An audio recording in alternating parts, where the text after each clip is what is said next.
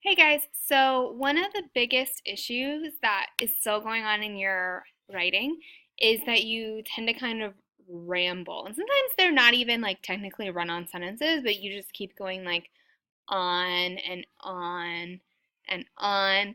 And we want to figure out how to stop that, okay? And making sure that we have not just good sentence variety, but good sentences in general, okay? So let's look at an example of one of these sentences that goes on and on and on, okay? So, Loch Ness is a large lake in northern Scotland, and it is famous for its legendary monster, and many tourists visit the loch and hope they see the monster. There's no reason to put all that in one sentence, okay? You can split that up into probably 4 sentences, but at least a couple different ones, okay? So how do I fix it when I'm rambling on and on and on in a sentence, okay? First thing you can do is if you keep doing and or putting a comma and just going to your next thought, either one, you'll tend to do either one of those things, remove those unnecessary ands or commas and replace them with periods. So just stop, okay? Don't forget to capitalize your new sentence after that. So, Loch Ness is a large lake in northern Scotland. Period.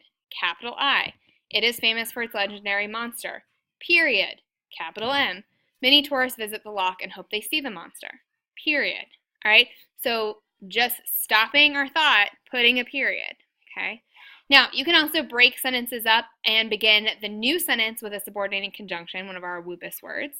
So, Loch Ness is a large lake in northern Scotland. Period. Because it is famous for its legendary monster, many tourists visit the loch and hope they see the monster. Okay, so I turned the it is famous for its legendary monster into a dependent clause to begin my next sentence. Right? So now I've made a simple sentence and a complex sentence. I've got good sentence variety. I'm not rambling. Good. All right?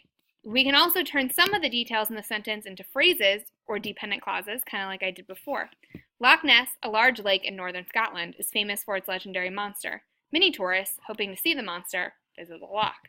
So notice I turned that it is a large lake in northern Scotland and it is famous for its legendary monster.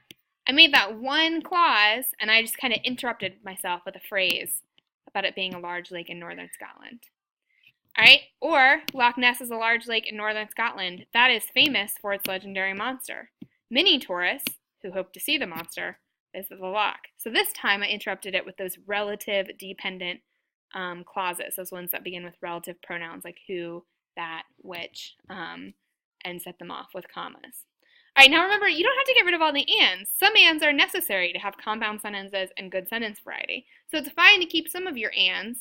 You just don't want to have 50 million and a sentence that goes on and on for, 2/3 of a paragraph.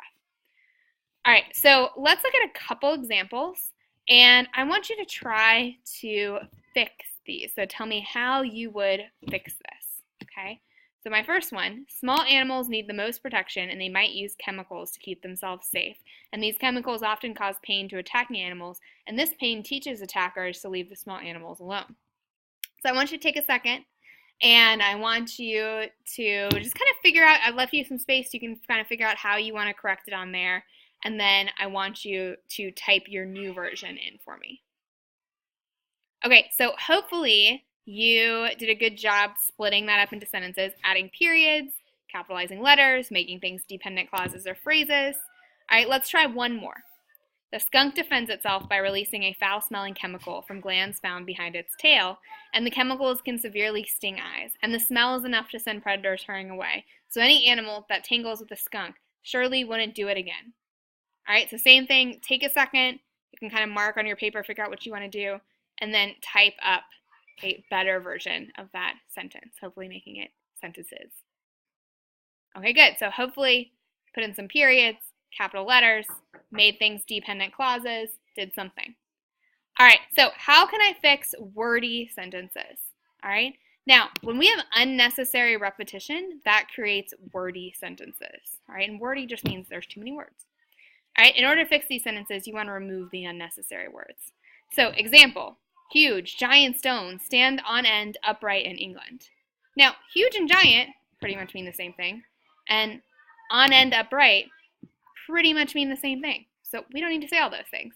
So I can just say giant stones stand upright in England. All right, so let's look at my next one. Approximately 4,000 years ago, 2000 BC, the stones were set in place. Okay, so here, approximately 4,000 years ago, 2000 BC, I don't need to say both of those things. That's repetitive. Okay, so I can just say approximately 4,000 years ago and cut out my 2000 BCs. Take a second and just cross that off on your paper. All right, now, number 2, each year, thousands of visitors annually go to Stonehenge as tourists. I want you to take a second, look at this, think about what's repetitive, all right, and then type up a better version. All right, so hopefully you noticed each year and annually are repetitive. Also, visitors and as tourists, also repetitive. So hopefully you got rid of one of each of those things. All right, we'll do some more practice of this tomorrow, but hopefully we can work on improving this in our writing.